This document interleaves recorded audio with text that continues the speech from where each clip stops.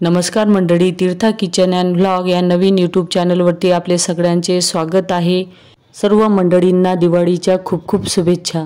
आज आपण चकली बनवणार आहे, जे सुरुवातपासून शेवटपर्यंत कुरकुरीत राहते। याचा आवाज पहा। तशीच कुरकुरीत शेवटपर्यंत राहते आणि आतून छान पोकळ अशी ही चकली होते। माझ्या आजीपासून चालत आलेली ही सिक्रेट चकली रेसिपी आहे। कमी साहित्यात होणारी ही रेसिपी आहे। चला तर याला लागणारे साहित्य पाहूया। इथं आपण 1 किलो हरभऱ्याची डाळ घेतलेली आहे। हिला मी स्वच्छ धुवून वाळवून घेतलेले आहे। त्यानंतर आपल्याला 3 पाव तांदूळ घ्यायचे आहेत। तर रेशनचा तांदूळ घेतलेला आहे। यालाही मी स्वच्छ धुवून वाळवून घेतलेला आहे। तांदूळ हे धुवून थोडे सावलीतच वाळवून घ्यायचे आहे। त्यानंतर त्यावर कपडा टाकून 2 तासासाठी आपल्याला कडकडीत उन्हात हे सुकून घ्यायचे आहेत। त्यानंतर लगेच आपल्याला 1 वाटी इथे साबुदाणा घ्यायचा आहे। वजनी प्रमाण याचे 120 ग्रॅम इतके आहे। तर 1 किलोसाठी 1 वाटी साबुदाणा पुरेसा आहे। आता तिन्ही ह्या गोष्टी आपल्याला चांगल्या भाजून घ्यायच्या आहेत। पहिल्यांदा आपण हरभऱ्याची डाळ भाजणार आहे। कढई गरम आहे। गरम कढईमध्ये आपण डाळ टाकून घेतली। आता मंद ते मीडियम आचेवर आपल्याला डाळ भाजून घ्यायची आहे। तर हलके डागपर्यंत आपण हरभऱ्याची डाळ इथे भाजून घेतलेली आहे। तर अशा पद्धतीने आपल्याला ही डाळ भाजून घ्यायची आहे। त्यानंतर लगेच आपल्याला तांदूळ भाजून घ्यायचे आहे। तर डाळ बाजूला काढली। आता यामध्ये आपण तांदूळ घातलेले आहेत। तर 3 पाव इथे आपण तांदूळ घेतलेले आहे। म्हणजे 1 किलोला पावभर कमी असे इथे प्रमाण घेतलेले आहे। हे तांदूळी आपल्याला मंद ते मध्यम आचेवर भाजून घ्यायचे आहे। तांदूळ चांगले फुलायला लागले, फुलले की ते चांगले पांढरे रंगाचे दिसतात। थोडासा रंग बदलला की आपले तांदूळ भाजून झाले असे समजावे। तर इथे आपले तांदूळही भाजून झालेले आहे। त्यानंतर आपल्याला साबुदाणा भाजून घ्यायचा आहे। तर साबुदाणा थोडासा फुलला की आपला इथे साबुदाणा भाजून झालेला आहे असे समजावे। तर इथे साबुदाणा आपला फुललेला आहे, छान पांढरा झालेला आहे। तर इथे गॅस बंद करून टाकायचा। आपला साबुदाणा इथे भाजून झालेला आहे। आता ह्या तिन्ही गोष्टी छान एकत्र करून घ्यायच्या। आता हे मिश्रण गरम आहे। चमच्याने हे मिश्रण चांगले एकजीव करून घ्यायचे। आता इथे आपले चकलीचे भाजणीचे मिश्रण तयार आहे। थंड झाल्यानंतर हे चक्कीतून आपल्याला थोडेसे गव्हाची कणिक दळतो त्यापेक्षा जाडसर दळून आणायचे आहे। इथे आपण चक्कीतून चकलीची भाजणी दळून आणलेली आहे। तर गव्हाची कणिक दळतो त्यापेक्षा थोडीशी जाडसर आपण हे दळून आणलेली आहे। 2 किलोच्या जवळपास हे भाजणीच्या चकलीचे पीठ दळून आलेले आहे।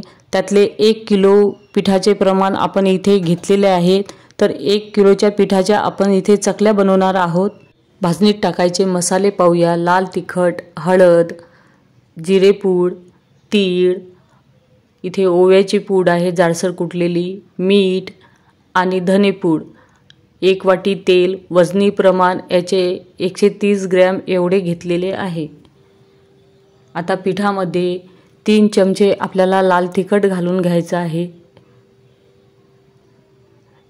आणि थोडीशी हळद। हळद हे ऑप्शनल आहे, तुम्हाला टाकायची असले तर टाका, नाही टाकली तरीही चालेल। 2 चमचे आपण इथे ओव्याचे जाडसर पावडर केलेली आहे ती टाकून घेतली आणि 2 चमचे इथे धनेपूड टाकून घेतली। तसेच 2 चमचे आपल्याला भरून जिरेपूड टाकून घ्यायची आहे। तर इथे पोहे खायचे जो चमचे आहे त्यांनीच संपूर्ण माप घेतलेला आहे। आता इथे 3 चमचे मी मीठ घातलेलं आहे। तर तुमच्या चवीनुसार तुम्ही मिठाचे प्रमाण कमी जास्त करू शकता। आता आपल्या आवडीनुसार इथे तीळही टाकायचे आहेत। तर मी 1 वाटीच्या जवळपास तीळ घेतले होते। तर अर्धी वाटीच्या जवळपास मी इथे तीळ घालून घेतलेले आहेत।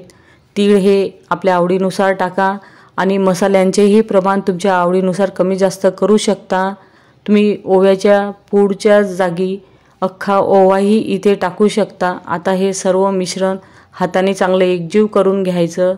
आता जे 1 वाटी तेल आपण घेतलेले होतं ते कडकडीत आपल्याला गरम करून घ्यायचं आहे। तर गॅसवर हे तेल मी चांगले तापवून घेतले। त्यावर थोडासा ओवा त्यामध्ये टाकून पाहिला, चांगले तेल तापलेले आहे। आता हे कडकडीत तेलाचे मोहन या चकलीच्या भाजणीवर आपल्याला टाकून घ्यायचे आहे। तेल गरम आहे, त्यामुळे आपण चमच्याने हे मिश्रण चांगले एकजीव करून घेणार आहे। आता हे कडकडीत तेल थोडं कोमट झालेलं आहे। हाताने आपल्याला सर्व हे पीठ मळून घ्यायचं आहे, म्हणजे प्रत्येक कणाला तेलाचे मोहन चांगले लागेल। तर आता या पिठाची मूठ वळून पाहू, तर योग्य असे आपण तेलाचे मोहन या पिठात टाकलेले आहे। इथे आपण दुसऱ्या साईडने थोडं पाणी गरम करून घेतलं होतं, तर ते आपण इथे टाकून घ्यायचे आहे। तर 1.5 ग्लासच्या जवळपास हे पाणी आहे। तर थोडे थोडे करून हे गरम पाणी आधी टाकून घ्यायचे। नंतर हे चमच्याने पीठ चांगलं एकजीव करून घ्यायचं। सुरुवातीला चमच्यानेच पीठ चांगलं एकत्र करून घ्यायचं, कारण गरम पाणी असते, हाताला चटके बसण्याची शक्यता असते। तर थोडे थोडे पाणी टाकून हे चांगलं मिश्रण एकत्र करून घ्यायचं। तर 1 ते 1.5 ग्लासपर्यंत आपण गरम पाणी यामध्ये टाकून घेतलेलं आहे। हे थोडंसं कोमट झालं की आपल्याला थोडंसं हलकं कोमट पाणी घेऊन हा गोळा भिजवून घ्यायचा आहे। तर थोडे थोडे पाणी टाकत आपल्याला हा गोळा भिजवून घ्यायचा आहे। जास्त घट्टही नाही आणि जास्त सैलही नाही, अशा पद्धतीचा आपल्याला गोळा भिजवायचा आहे। गोळा सुरुवातीलाच आपण सैल भिजवला तर आपली चकली ही चोपडी येते, त्याला चांगले काटे येत नाही। त्यामुळे जास्त घट्टही नाही आणि जास्त सैलही नाही असा आपल्याला गोळा इथे भिजवून घ्यायचा आहे। आणि याला 1 तासासाठी मुरवण्यासाठी झाकण ठेवून आपल्याला बाजूला ठेवून द्यायचं आहे। 1 तास झालेला आहे। तर आपला गोळा पाहू कितपर्यंत भिजलेला आहे। गोळा हाताने दाबून पाहिला तर छान मुरलेला आहे। आपल्या चकल्याही खूप छान येणार आहे। तर छान चिकटावा आपल्या या गोळ्याला आलेला आहे। आता याला थोडंसं पाणी घ्यायचं, जास्त पाणी घ्यायचं नाही, हाताला चिकटू नये म्हणून आपण थोडंसं पाणी घेतलं। आता याला चांगले मळून घ्यायचे आहे। गोळा एकदा चांगला मळून घेतला की आपल्या चकल्याही चांगल्या येतात। आता गोळा एका ठिकाणी लावून घ्यायचा आहे। साच्यामध्ये जेवढं मिश्रण बसते तेवढाच गोळा आपल्याला साईडला काढून घ्यायचा आहे। साईडला काढलेला जो गोळा आहे त्याला चांगलं मळून घ्यायचं, त्यानंतरच आपल्याला हा गोळा साच्यामध्ये टाकायचा आहे। तर अखंड गोळाच आपल्याला साच्यामध्ये टाकायचा। पिठाचे छोटे छोटे गोळे करून आपल्याला साच्यामध्ये भरायचे नाही, त्यामुळे चकली तुटते। आता चकली ज्यावर आपण टाकणार आहे त्या ताटाला आधी तेल लावून घ्यायचं। तर अशा पद्धतीने मी तेल लावून घेतलेलं आहे। आता साच्यामध्ये गोळा भरण्याच्याही आधी आपल्याला काही साच्याचे नियम पाळायचे आहेत। तर इथे मी पाणी घेतलेलं आहे। तर असा पाण्याचा हलका हात घ्यायचा आणि हलक्या हाताने हा गोळा मळून घ्यायचा। चकलीचा गोळा साच्यात भरायच्या वेळेस साच्यालाही आपल्याला गोल बाजूने हलकेसे पाणी लावून घ्यायचे आहे, जास्त नाही, हलकेसे तेल हातापायाला जसे तेल लावतो त्याच प्रकारे आपल्याला पाणी लावून घ्यायचे आहे। आणि साच्यामध्ये जेवढा गोळा मावेल तेवढाच गोळा आपल्याला इथे टाकून घ्यायचा आहे। हे पाणी लावल्यामुळे गोळा आपला साच्याला चिकटत नाही, लगेच बाहेर येतो। आणि वरचाही जो साचा आहे त्यालाही आपल्याला थोडेसे पाणी लावून घ्यायचे आहे। यानंतर आपल्याला चकल्या पाडून घ्यायच्या आहेत। आणि जो उरलेला गोळा आहे त्यावर लगेच आपल्याला झाकण ठेवून द्यायचे, कारण गोळा कडक पडणार नाही। आता तेल लावलेले जे ताट आहे त्यामध्ये आपल्याला चकल्या टाकून घ्यायच्या आहेत। तर चकल्याचे घेर हे जवळच घ्यायचे, जास्त मोठे घेर घ्यायचे नाही। तर इथे मी 3 ते 4 घेराची चकली केलेली आहे। ही अशी चकली केली की पटकन तळल्या जाते आणि कढईतही जास्त चकल्या बसतात। तर अशा पद्धतीने चकली करून घ्यायची आहे। शेवटचे टोक असे जोडून घ्यायचे आणि मधलेही टोक आपल्याला जोडून घ्यायचे आहे। म्हणजे यामुळे आपले पदर सुटणार नाहीत आणि चकली उचलायच्या वेळेस पटकन उचलल्या जाते। तर असे जवळजवळ घेर घेत आपल्याला चकली टाकून घ्यायची आहे। मधातला टोक आणि साईडचं टोक आपल्याला चांगलं जोडून घ्यायचं आहे, म्हणजे पदर टाकायच्या वेळेस तुटणार नाहीत। तर अशा पद्धतीने आपण चकल्या करून घेतलेल्या आहेत। कढईमध्ये तेल गरम होण्यासाठी ठेवलेलं आहे। तेल पाहू चांगलं तापलं की नाही। तर गोळा लगेच वर आलेला आहे। तेल आपलं चांगलं तापलेलं आहे। आता यामध्ये आपण चकल्या सोडून घेऊया।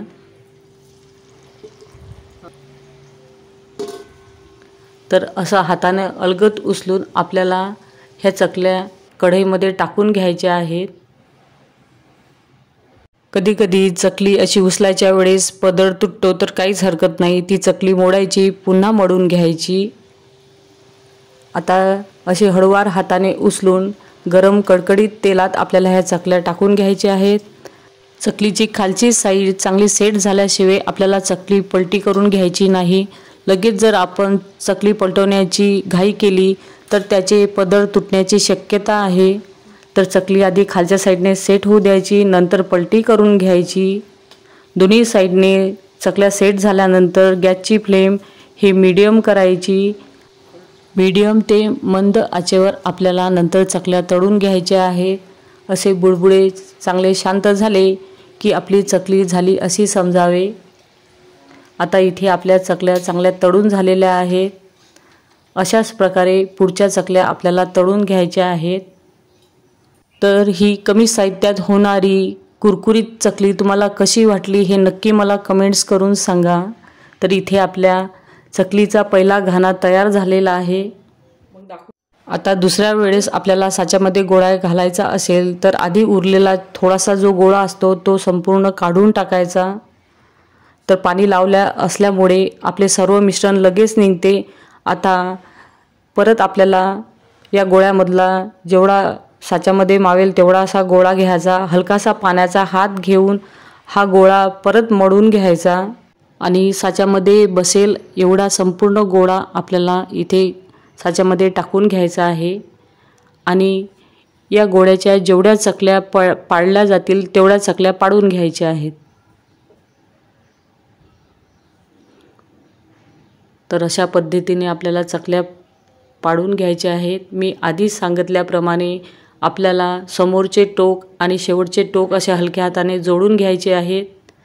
त्यानंतर हलक्या हाताने अशा उचलून गरम तेलातच आपल्याला चकल्या तळून घ्यायच्या आहेत। सुरुवातीला आपल्याला तेल कडकडीत गरमच हवे आहे। गरम कडकडीत तेलात चकल्या सोडल्या की ते तेल जास्त पीत नाहीत। तर सुरुवातीला गॅसची फ्लेम ही हाय ठेवायची। चकली दोन्हीकडून चांगली सेट झाल्यानंतर मीडियम ते मंद आचेवर आपल्याला चकल्या तळून घ्यायच्या आहेत। तर दुसरीही बॅच आपली इथे तळून झालेली आहे। आता चकल्या काढल्याबरोबर लगेच ट्रेमध्ये टाकायच्या नाही, अशी प्लेट घ्यायची। प्लेट आणि हा झारा असाच ठेवून द्यायचा। दुसरा घाणा तळेपर्यंत यातलं तेल झिरपून जाते। नंतर आपण ट्रेमध्ये ह्या चकल्या टाकून घ्यायच्या। कमी तेलकट अशा ह्या चकल्या होतात। कमी साहित्यात होणारी, सुरुवातपासून आणि संपेपर्यंत कुरकुरीत राहणारी अशी चकलीची रेसिपी तुम्हाला कशी वाटली हे नक्की मला कमेंट्स करून सांगा। माझी रेसिपी करण्याची पद्धत आवडल्यास माझ्या नवीन यूट्यूब चॅनलला सबस्क्राईब करायला विसरू नका। व्हिडिओ पाहिल्याबद्दल धन्यवाद।